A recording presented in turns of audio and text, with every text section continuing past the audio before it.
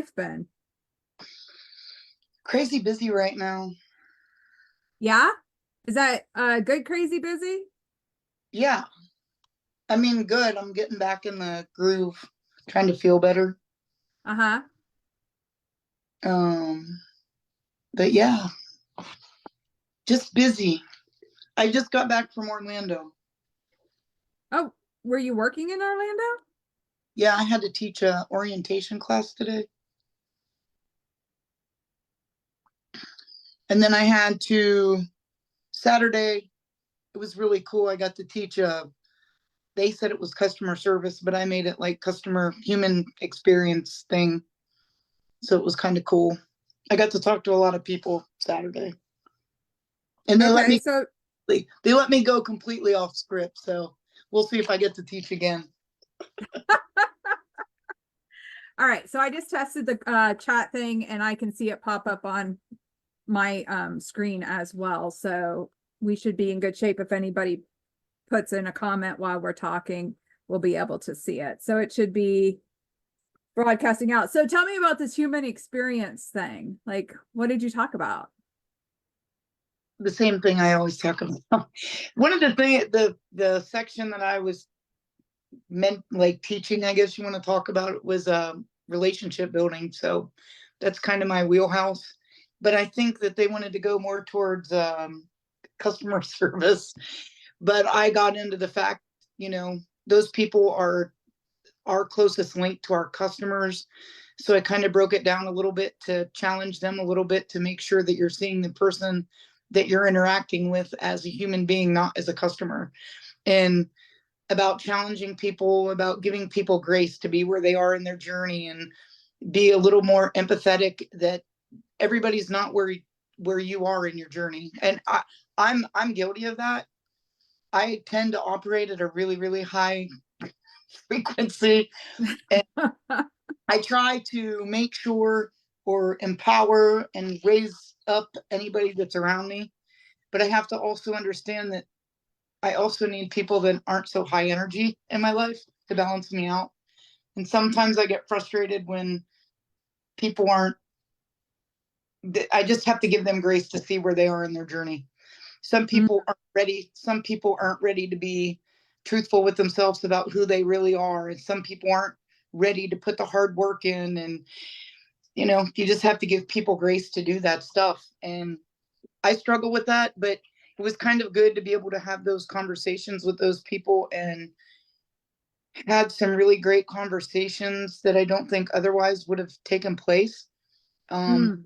But when, as a leader in this company, I mean, I'm just grateful to be where I'm at. It's a huge corporation. They literally give me the opportunity to, I mean, my job is just to be me. But it was kind of cool because I take the role of leadership. I feel like I hope I take it to another level. And we're trying to give those people that are on our team something that's going to make their life better outside of work. And I think if you do that, then you're pretty successful as a leader and a boss. I never want to be like anybody's boss. You want to change that culture and lead people into greatness. Yeah. Yeah. That resonates with me. I love that. One of my students, just a couple days ago wrote, because they're doing independent research, and he wrote, the people are the heart of the business. People say people are the heart of the business, but what are you doing to take care of the heart? Right. And so this idea of, helping people and supporting them and doing that's fantastic. It's just kind of cool that a business that big in the industry that we're in, that human side of it tends to get steamrolled sometimes. So it's really cool the interest that they're taking and trying to change the culture. That's kind of what they call me at work, culture changer. Yeah. But so what do you think does that? What made that happen? The company. Yeah. So what caused them to be more of focused on their culture instead of just on the tasks? I think that they've always, it's kind of always been a plan, but I don't think that they've really had the vehicle to get it done. And I think that's one of the reasons, like I said, I'm just super grateful to be in the position that I'm in right now, because it's giving me the platform to be very impactful over a very large audience. I went from a very, it wasn't a really high visibility position, I guess, compared to what I have now. And now my platform is huge. And the guy that I report to is an absolute amazing mentor. And he is a very focused, he's a very focused leader. I think that he does everything he can to empower us, to do the next thing that we're going to do. And I mean, how many people get to say that they have somebody doing that in their professional lives? Like, I love my freaking job. I get to go to work every day, and that, you know, yeah, sure, I have bad days. It's like everybody else. Everyone's like, oh, you can't be that happy. And I'm like, I just, again, it's about waking up, being grateful. Yeah. I'm grateful for what I get to do. So Amanda said, hey, girl. There, she's on. Hey, she can tell you about our work, but Oh, does she work with you? she does. Yeah, so it's just, I'm in just really in a good position, absolutely. But it's just really a cool thing, like, to, like I said, you wake up in the morning, I'm grateful to be alive. I'm grateful to be able to do those small things, because that stuff was all taken away from me. And it kind of sucks, but as human beings and as adults, sometimes having those things taken away from you is what makes you appreciate them when you get them back. And I mean, I don't know if you know, but I had a pretty shitty past. And most of my backward steps were self-imposed. There were a lot of strippers and a lot of drugs in my late 20s. So to be able to recover from that and get away from that lifestyle, and I mean, I'm just so grateful for my family and my friends that kind of stuck through a really hard, yucky part of me. And but all of that was caused by the fact that I didn't even really like who I was. Yeah. And it took all of this evolving, all these hard questions to be here. But to be here took all that hard work. And looking at myself and going, why do you not like you? Like, what about me do I need to change? Because the common denominator and all of the issues, I was blaming everybody else. I couldn't be accountable. And now I think that's probably one of my big hallmarks is accountability. I preach it all the time in my professional life, and I've made myself, that might be a lot of why I post so much on social media.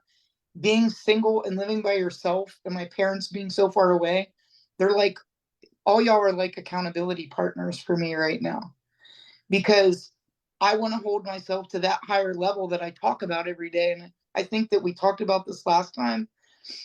I don't just talk it. I walk it. Like I told you, I got rid of almost all of my stuff. I donated everything. I live very, very simply. I travel a lot right now, and I celebrate. Today's Tuesday. Yeah, it's Fat Tuesday, but I just celebrate every day, and just the amount of awesome people that I have surrounding me. We have to really take time as human beings, as adults, to stop for a minute and say, hey, life's pretty damn awesome. Like my TikTok the other day said, not every day is good, but something good happens to you every day. Yeah. I love Oh, that. So one of the things that, hey, Alicia, where's Sunshine? I hope she's watching. My friend Alicia has the cutest little girl on all my TikToks. When I say, hey, Sunshine, he thinks I'm addressing her. I love that kid. But, and Sarah, to be specific, you and I share a friend that is about to turn 9. I know.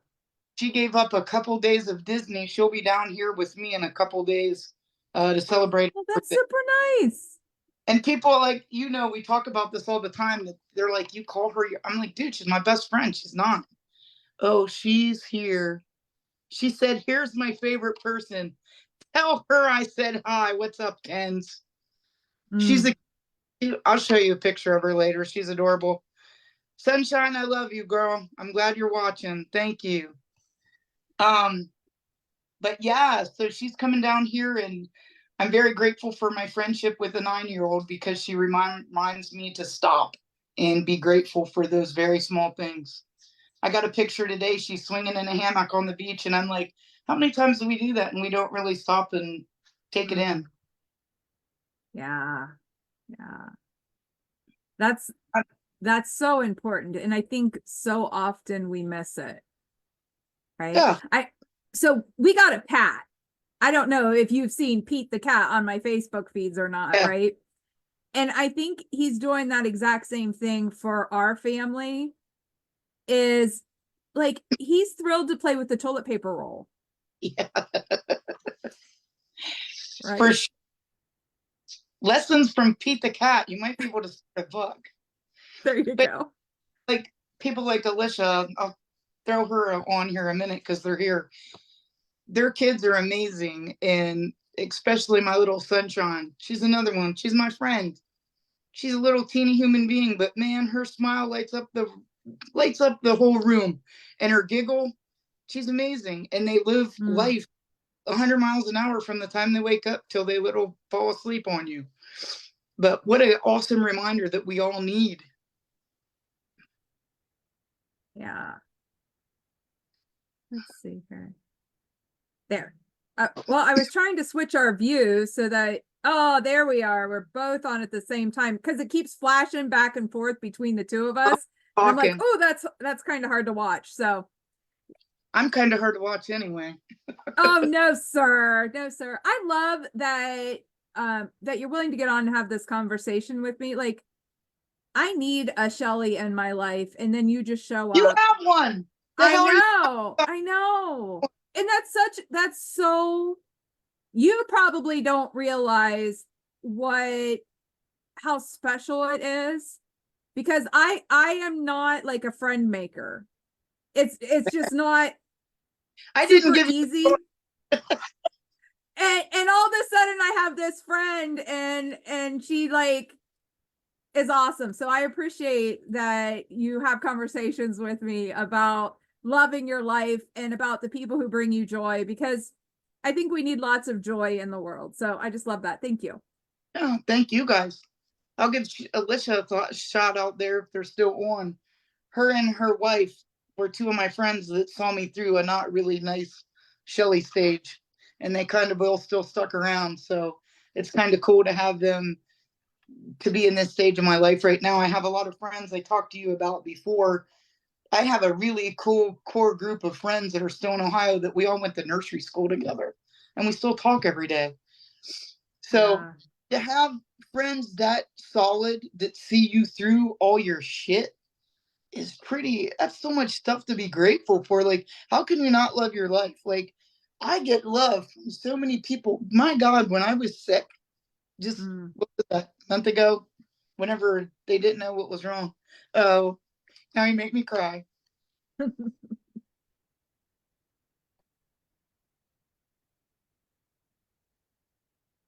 Thank you.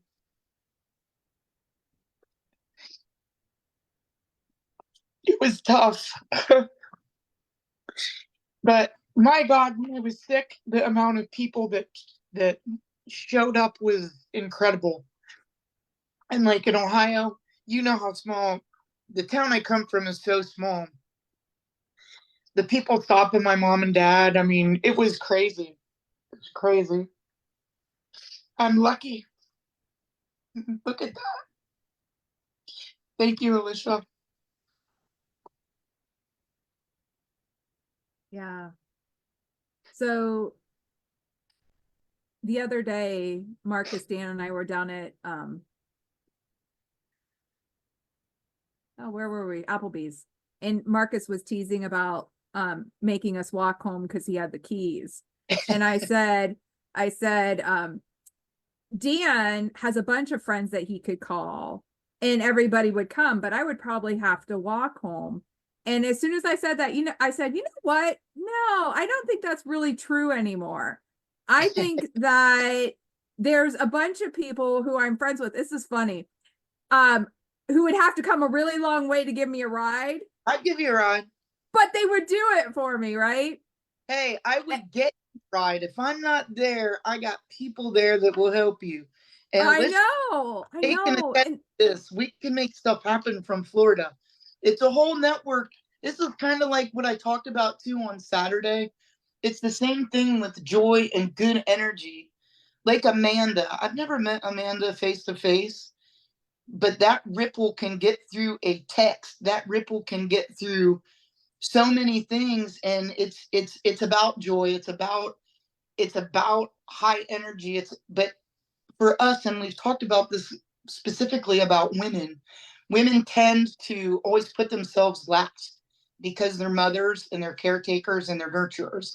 So to have a network that's around you that can pick you up, like, I got you, dude. Just pick up the phone, call me. Even if I'm not close, we got somebody that's there that will take care of you.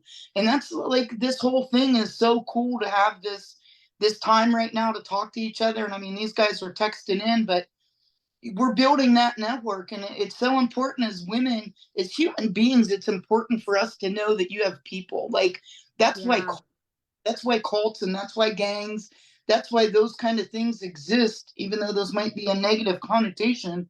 The reason they exist is because people want to belong. So to have something like this to sit and talk to each other about, or to feel like you and I might be the ones talking, but people listening are like, damn man, I feel that. Or, you yeah, know, I feel like I'm part of that group that sits and has this conversation once a month. And it's important to feel that you have those people in that network. And this little teeny thing of you and I talking back and forth is just sending out these teeny ripples going, hey, come on, I got you. Come on, give me what you yeah, got. It's heavy, I help you. You know, yeah, yeah. they leave it I ever. saw Connie just popped on. She said she was late. Connie Where have is you one of been? my biggest fans on Oh, social media. She gets oh, the little diamond thing because she just is always encouraging me. Always encouraging that's great. me. That's great. We all need that. We need that. Yep. Have a cheerleader. Yep. So I bought a new book of poetry. Ooh, you It, want to see my new book? Hold on. I got a new book for y'all. Hold on.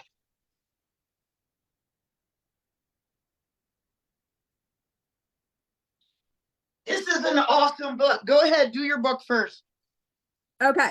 So my new book of poetry is Poems of Rebellion, Wild Embers, Fire, and Beauty. And the reason I bought it, I really bought it for a one of the poems in here, but the first I bought it used because I don't mind used books. And the page that it was marked was for her. Every day I thank the girl in me that believed my life could still be something magical, even when the darkness was enough to chew her up and spit her out, even when the ledge was close enough for her to end it all. She still chose her life. I owe it to her to make something incredible of myself. On the days I succeed, I put my hand on my heart and whisper to her, this is for you. Fairy tales exist. They always have. We just rewrite them over and over again until they fit. I And I was love that. like, oh, I love so that. what's your book? So I have this really cool dude. So I met this guy like 2 years ago or 3 years ago. I forget what it is. Anyway, I was just kind of hanging out at this songwriter event. And this guy is a pretty famous songwriter from Nashville. And he approached me and he said, hey, I'm trying to get back in the groove on social media, whatever. He's like, I need somebody with your energy. And I'm like, what? So I did some marketing with him, did some stuff, whatever. And now we still talk all the time. And after the hurricane, he came down. He was down here this was in September, and we're sitting out by this pool, whatever. And I walk by and he's like, hey, he's like, hey, come down, sit down, let's have a like. He's kind of a cool old hippie vibe, energy guy. Like you just, I guess when you look at him, you wouldn't expect where he's at in his journey, you know? So he quit drinking. He did like, he just, a whole bunch of stuff happened in his life. He started like meditating, like we're kind of in the same realm, right? Yeah. So he gave me this, he told me to check this book out. I'm not ruining this for anyone. So if you want to check this book out, I'm not going to tell you about it. You're going to have to read it yourself. It's a book by David R. Hawkins, and it's called Letting Go, The Pathway to Surrender. This is Oh my goodness. it's an awesome book. So that's funny that you brought that up. Rose and I, my friend and coach, we just talked tonight. We recorded something that we're going to release later. And it was about how surrender is an important part of living between faith and worry. Yeah. And when you learn how to surrender, you can have really amazing things happen in your life because you're not trying to control it all. You can't control it all. I tried. I did too. But understand, because now I'm at the whole mindset, even if I'm stuck in traffic, I'm like, the universe wants me here right now. And part of that letting go was letting go of a lot of hurt, a lot of disappointment that I disappointed other people, the hurt that I caused other people.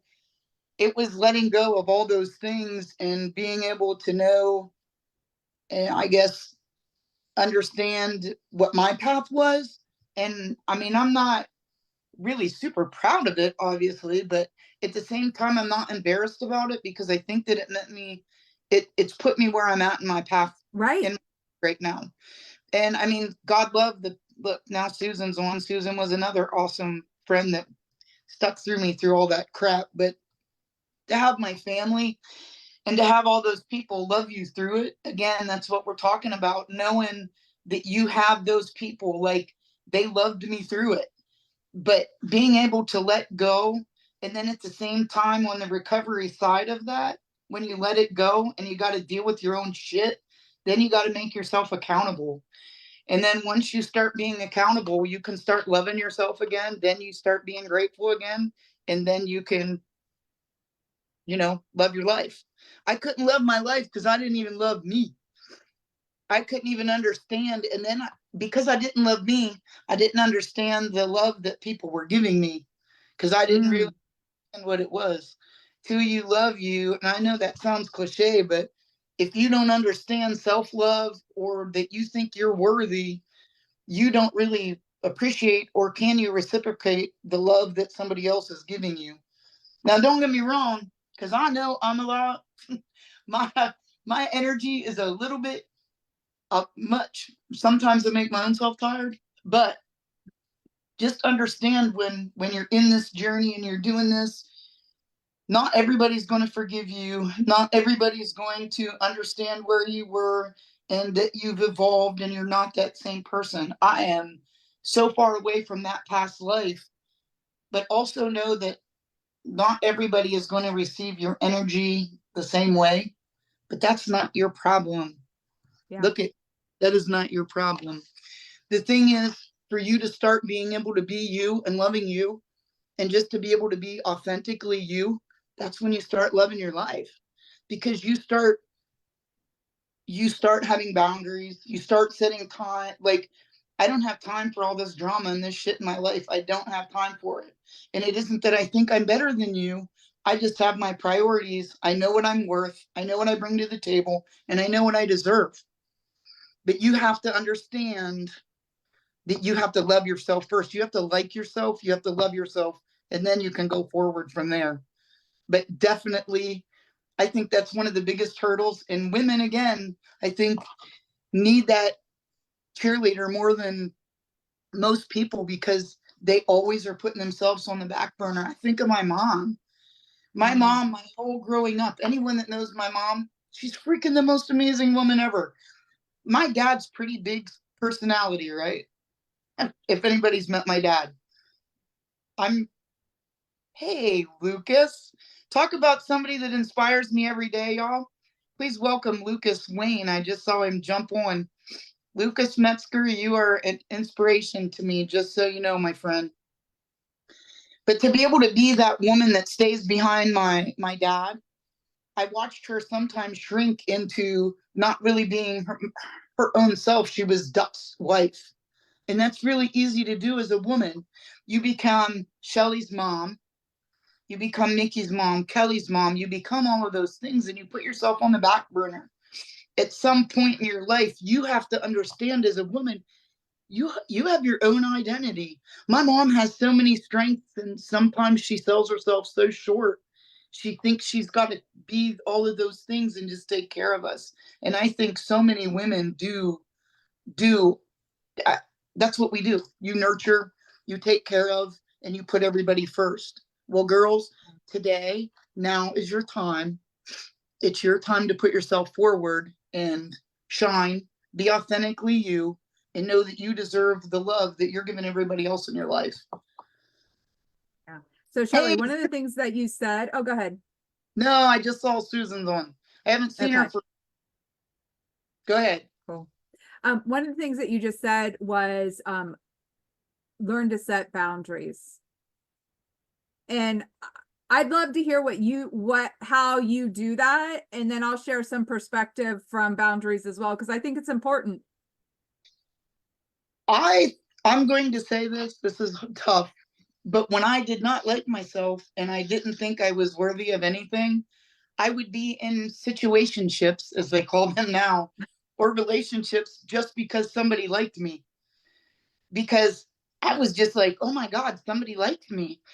And I would just end up in a situationship because I didn't think that I was worthy enough to, I guess, to have everything that you wanted, or I guess people want to call it settling. Mm. But I think you do that a lot whenever you don't. Again, it just has to do with self-love, self-worth, and knowing what you deserve. I This is really crazy because people think my life's always doom, doom, doom, doom. But I find myself now, like yesterday, I had terrible, just yesterday was so tough. It was just a tough, grueling day for me. So I'm like, you know what? I have to take myself out of this. I went and got a massage, turned off all my phone. Last weekend, I spent my weekend after I was done teaching class in my house. Like, I would never do that. I would never tell anybody, no, I can't go. No, I can't do this. I never did Yeah. that. But saying no isn't being rude. You have time for self care and you can tell people no. Being self love isn't selfish, and women need to understand that. It's not being selfish with your time or your love or whatever. But, dude, the other thing is, as far as boundaries go, this is a huge thing.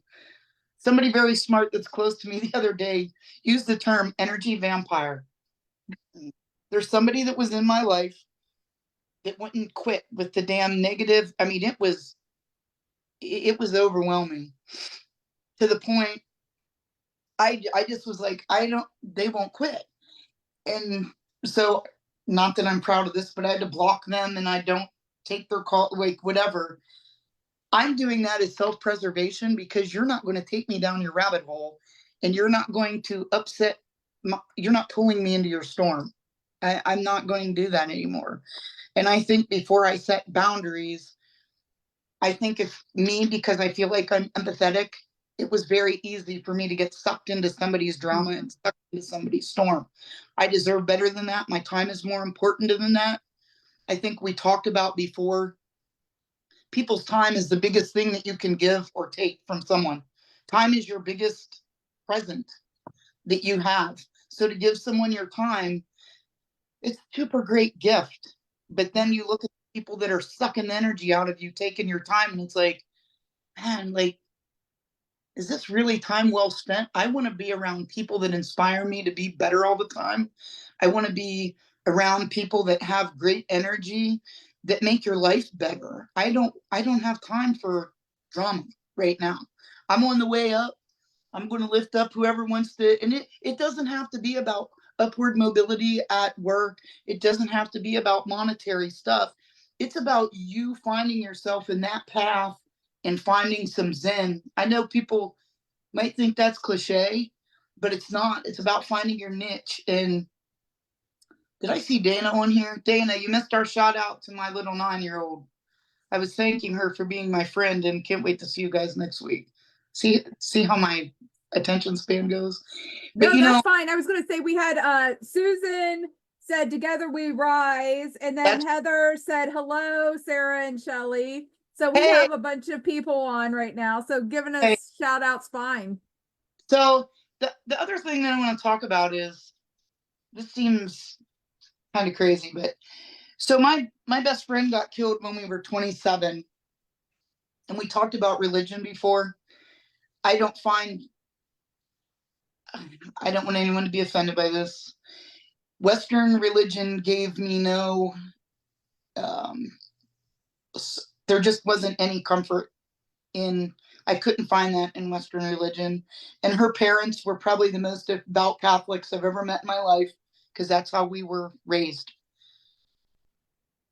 Her mom gave me a Tao Te Ching, so I started studying Taoism. Taoism is, in this day and age, it would be almost impossible to emulate that lifestyle. But the main focus of Taoism is what they call living in the way. So, like, an analogy is like when you see Michael Jordan shooting baskets, it looks super easy. And if he's in a game and he's what they call in the zone, that's the way. So Taoism is about finding your way, and you do good, you get good back. It's universal law. It's all of those things about operating your life in accordance to what the universe has. And I think that was life-changing for me. Like, I looked into Hinduism a little bit, wasn't my jam, but I don't really think that Buddhism is a religion. I think that it is a way that I live. It's a way of life. You could be Catholic and still practice Buddhism, and that's why I think it's so appealing to me. But I get off on this religious tangent, because when we're talking about finding your people and knowing that we're all here for you and all of those things, one of the things I feel, besides gratitude, I think hope is really important. And in our day and age right now, there are many things that we don't focus on hope enough. And I'm not saying that you have to be a big Bible thumping, go to church all the time, because my church is at a beach with a band, and it's not really in a building. It's where you find closest to a higher power. And I think we had this conversation last time about, it's not really about going to church or whatever. It's about being spiritual, and it's about, again, letting go and surrendering to the fact that there's a higher power than you. There's something bigger than you. So that hope also helps us through really, really dark times. So people that don't have any belief that anything's bigger than them don't have that hope to pull them through. And the people that don't have that hope need this little circle of this ripple that we're creating, because it's like a big old net. It's a safety net. Yeah, I love that. So I thought I would share the one thing about boundaries that I learned that was pretty profound for me, because I always thought when I was setting boundaries, I was setting them for the other people. And what I learned is that boundaries are not for the other people, they're for me. And so when I set a boundary, I'm like, oh, that boundary's for me. And that means that if somebody doesn't, because nobody else cares about my boundaries, right? But I do. And I know when somebody taps up against it, that it's time for me to take some type of action. Ouchie. It's ouchie. Yeah. I think that's it is. And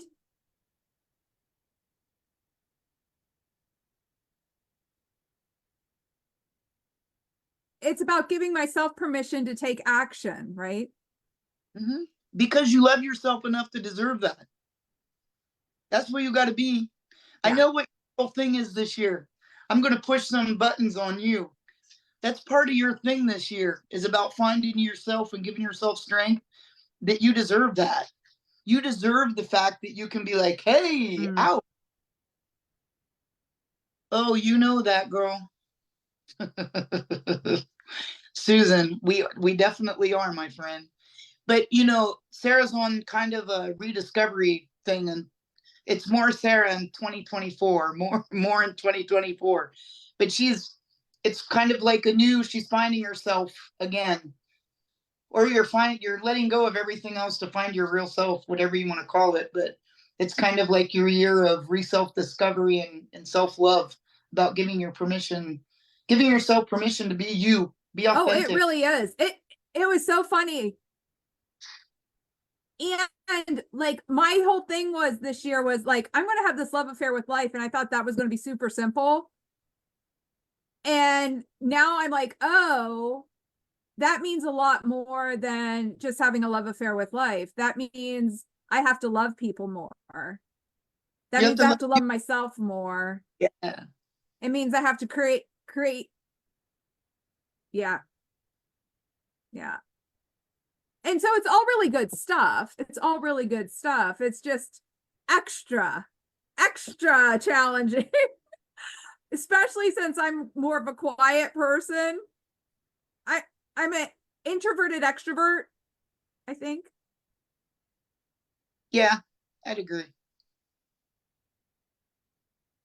I So, would, it's coming up and figuring all that out. but the thing is, the hardest part is acknowledging that and admitting it. The hardest part is like being honest with yourself. It's just like when you know the hard work that you have to do. I've been there. Like for me, not to be doing drugs and doing that, what the lifestyle that I used to live, the hardest part for me was being able to look at myself and be like, you do this. This is your own imposed backward stepping. And then coming through that, being able to look at the people that you've hurt, like my parents, and be able to deal with that. Or the fact that people were looking at me like, oh my God, you're a total loser. You know, you had such a great life. You have such a great family. What did you do? Like, to be able to overcome that. And like, I'm super lucky. Do you know, I don't know if you've met my mom, but like my mom's the biggest cheerleader. And so my dad never was, but all of a sudden my dad is. Like he was pretty rough on me growing up, but he probably had to be because I was a hellion. But now to have my mom and dad, like, dude, I do something awesome. I feel like I cut my toenails and my parents are like, that's awesome. You're the best toe clipper in the whole world. And to be able to have, you should have people in your life. Dana's, I don't know if she's still on here, but I'm going to share this. I keep a video of her daughter, my 9-year-old Bestie, jumping on a little rebounder, and all she's doing, and all I'm doing is playing air hockey, mind you. And all this video is her jumping up and down like this. Go Shelley, go Shelley. I keep that on my phone. When I'm having a bad day, I play Kane's video. But we should all be able to be that lucky. And if you don't have that cheerleader and you can't be your own cheerleader, find one. Because there's plenty of us. Call me. I'll tell you how awesome you are all day. Get on my TikTok. You'll know how great you are every day. The biggest hurdle Yeah. in all of this, and Sarah, you can attest to this, you said the words. It's not about living a life that you love. It's about starting with you and holding yourself accountable to know that you deserve the love that you give out. You have to love you to be able to receive the love from other people, or to give the love out to love that life. All of this stuff starts with you. Yeah. When you said that, the thing that it reminded me of is you can't give anybody else something that you don't have.